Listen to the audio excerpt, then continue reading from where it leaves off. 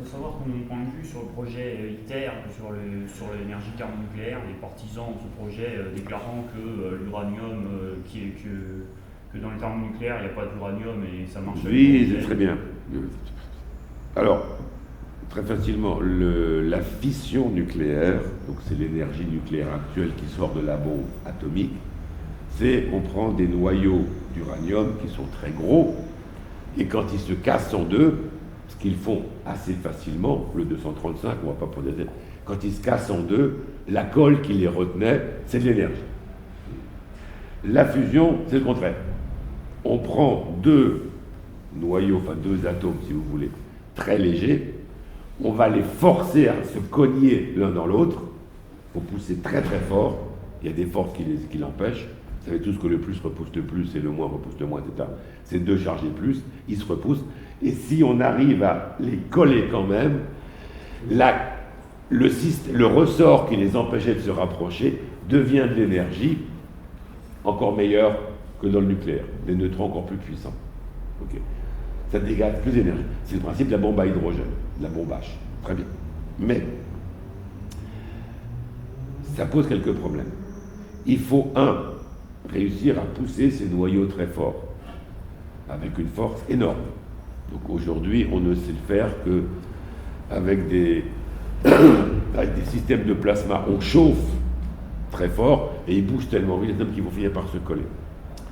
Donc il faut chauffer à plusieurs millions de degrés pendant un certain temps qui est de quelques millisecondes. En physique, c'est très long, une milliseconde, pour qu'ils se collent vraiment. Et ensuite, il faut alimenter tout ça de combustible pour que ça continue.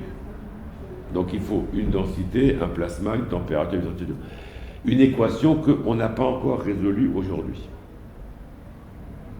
Donc, ITER est un laboratoire dont le but est de tester si les équations datant des années 1940, à peu près 1920-40, sont justes, enfin, elles sont justes, mais qu'on arrive à les mettre en place. ITER, si tout va bien, à l'horizon 2040, devrait fournir de la fusion pendant 8 minutes. Pas plus. Il n'est pas fait pour faire plus que ça. Et ne produisant aucun courant électrique. C'est juste pour faire 8 minutes de fusion qui dégage plus d'énergie qu'il n'en consomme, parce qu'il faut chauffer au départ. Donc ça, 2040. Le coût estimé de 19 milliards d'euros. Supposons que ITER marche. Il rencontre deux problèmes majeurs. C'est que, je vous ai dit, on prend des noyaux légers. Et les plus légers qu'on connaisse, c'est de l'hydrogène et du tritium. Le tritium, c'est comme l'eau lourde. Le tritium, c'est un gaz pas mal radioactif qui n'existe pas dans la nature facilement. Le tritium que va utiliser ITER, il est produit par un réacteur nucléaire canadien qui va s'arrêter et les 30 kilos qu'il aura produits vont servir pour ITER. Donc il faut faire du tritium. Et malheureusement, les équations nous disent, ça c'est pas facile à mon coucou. Donc ITER va devoir produire de l'énergie par des neutrons. Ces neutrons, ils vont irradier n'importe quoi. Je suis clair? C'est-à-dire que là, l'enceinte de ITER va être complètement irradiée par des neutrons. Ceux qui s'arrêtent dans l'enceinte, qui donnent leur énergie et qui rendent ça radioactif. Mais on ne veut pas que les neutrons donnent leur énergie à une enceinte, on veut qu'ils donnent leur énergie à de l'eau pour chauffer de l'eau pour faire du courant électrique. Donc il faut une enceinte qui soit transparente aux neutrons. Mais pour le plasma, il est à 6 millions de degrés. Donc il faut une enceinte transparente aux neutrons qui tient à 6 millions de degrés. On ne sait pas faire. On n'a jamais épuisé. Des céramiques. Les Japonais devaient faire des recherches dessus, puis ils ont dit avec Fukushima, on laisse tomber votre truc. Donc on ne sait pas faire. Et puis, il faut produire du tritium. Alors on a dit, oui, mais alors c'est bien les équations, bien. Si le neutron rencontre du lithium, il va faire du tritium. Super. On va faire donc des enceintes avec du lithium derrière pour que les neutrons qui ont traversé l'enceinte sans s'y arrêter, c'est pas facile, s'arrêtent dans le lithium. Pourquoi dans le lithium? Parce que là, il faut du tritium. Donc il faudra beaucoup de lithium. Le lithium, toute la production mondiale, c'est pour faire les batteries ion lithium. Il faudra dire aux Chinois, s'il vous plaît, vous arrêtez de faire des batteries parce qu'on a besoin de votre lithium. Ça a marché super, ça a coûté gratuit, ça.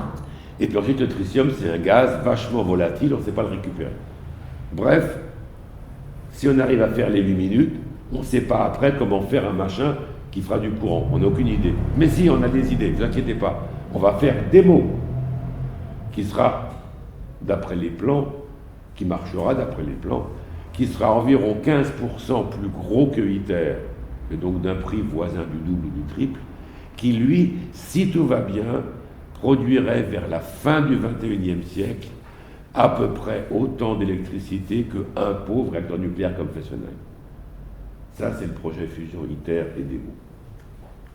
Et comme disent tous les experts, j'étais à Bruxelles une fois pour en causer avec la commission budgétaire, d'autres des experts qui ne sont pas moi disaient, mais attends, c'est rigolo, mais un, vous n'avez aucune garantie que ça marche, et deux, à la fin du siècle, si on n'a pas réglé les problèmes d'énergie, ça sera la guerre. Donc ne comptez pas sur ITER ou la fusion.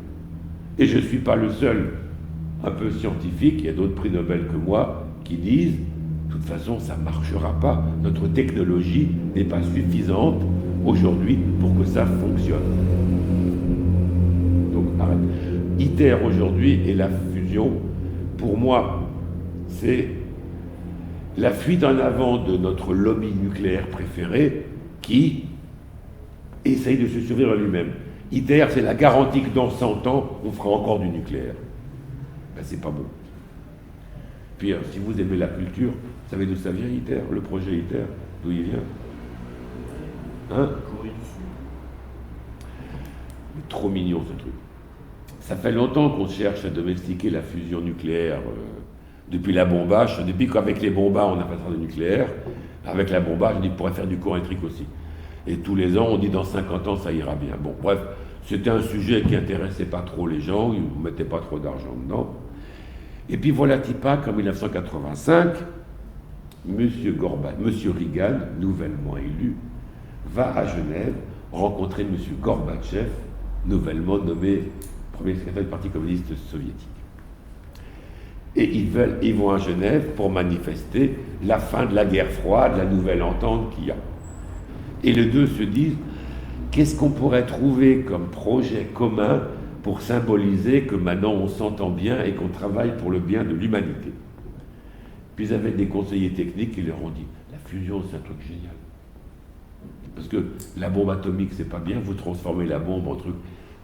La fusion nucléaire c'est super. Les deux font un projet, disent, nous allons donc lancer un projet mondial de fusion nucléaire pour le bien de l'humanité. Super. Il y a des pays qui rigolent, il y a des pays qui flairent le truc avec le pognon, ça peut rapporter.